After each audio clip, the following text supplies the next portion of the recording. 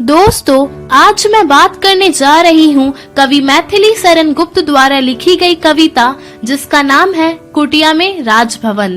तो चलिए दोस्तों, शुरू से इस कविता को समझने की कोशिश करते हैं। मेरी कुटिया में राजभवन मन भाया, सम्राट स्वयं प्राणेश सची देवर है, देते आकर आशीष हमें मुनिवर है, धन तुच्छ यहाँ यद्यपि असंख्य आकर है, पानी पीते मृग सिंह एक तट पर है। जब सीता जी और राम जी को 14 वर्ष का वनवास मिलता है तो वे वन में ही अपनी कुटिया बना लेते हैं। तभी सीता जी कहती है कि मेरा मन इस कुटिया में राजभवन की तरह लग रहा है। यहाँ पर स्वयं मेरे पति श्री राम राजा है और मेरे देवर लक्ष्मण जी सचिव है। यहाँ पर हमें मुनियों का आशीर्वाद प्राप्त होता है। यहाँ पर ऐसा प्राकृतिक सौंदर्य है कि इसके सामने धन के बड़े बड़े खजाने भी फीके पड़ जाते हैं। यहाँ पर सिंह और हिरन एक ही तट पर एक साथ पानी पीते हैं। सीता रानी को यहाँ लाभ ही लाया, मेरी कुटिया में राजभवन मन भाया। औरों के हाथों यहाँ नहीं पलती हूँ, अपने पैरों पर खड़ी आप चलती हूँ। श्रमवारी बिंदु पर स्वास्थ्य सुस्ती फलती हूँ, अपने आंचल से व्यंजन आप जलती हूँ। सीता जी कहती है कि मेरा मन इस कुटिया में राजभवन की तरह लग रहा है। मुझे हमेशा यहाँ लाभ ही मिला। यहाँ पर मैं दूसरों पर आश्रित नहीं हूँ बल्कि स्वावलंबी हूँ। मैं अपना काम स्वयं करके संतोष प्राप्त करती हूँ। यहाँ पर मैं कठिन परिश्रम करती हूँ जिससे कि मुझे आत्मबल मिलता है और मेरा स्वास्थ्य ही अच्छा रहता है। सीता जी कहती है कि मैं अपने आंचल से खाना को ठंडा करके अपने पति श्री राम को भोजन परोसती हूँ। तनुलता सफलता स्वादु आज ही आया, मेरी कुटिया में राजभवन मन भाया।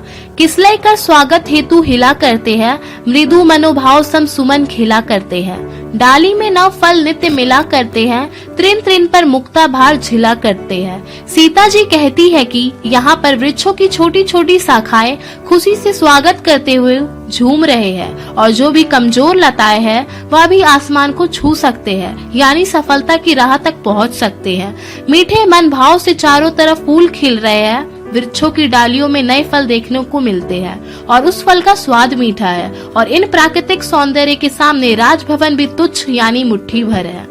निधि खोले दिखला रही प्रकृति निज माया, मेरी कुटिया में राजभवन मन भाया। कहता है कौन की भाग्य ठगा है मेरा, वह सुना हुआ भय दूर भगा है मेरा। कुछ करने में अब हाथ लगा है मेरा, वन में ही तो गृहस्थ जगह है मेरा।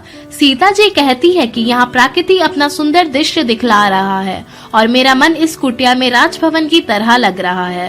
सीता जी कहती कि इसी कुटिया में मेरी गृहस्थी जीवन का शुभ आरंभ हुआ है, इसलिए मैं अपने भाग्य को ठगा हुआ नहीं मानती। यहाँ मेरा मन निडर होकर विचार करता है। बधू जान की बनी आज या जाया, मेरी कुटिया में राजभवन मन भाया। फल फूलों से है लदी डालियां मेरी, वे हरी पत्तले भरी थालियां मेरी। मुनि बलाएं हैं यहाँ आलियां मेरी, तटनी की लहरें और तालियां मेरी। सीता जी कहती है कि यहाँ पर वधू के रूप में नहीं बल्कि पुत्री के रूप में रहन सहन करती हूँ। सीता जी फिर से कहती है कि मेरा मन इस कुटिया में राजभवन की तरह लग रहा है। यहाँ पर फल फूलों से लदी डालियां और हरी हरी पत्तियां हैं जो मेरे लिए श्रृंगार और अब भोजन थाल है। मुनि कन्याएं मेरी सहेलियां हैं। नदियों की लहरों के साथ साथ मैं ताल से ताल मिलाने के लिए स्वतंत्र हूँ।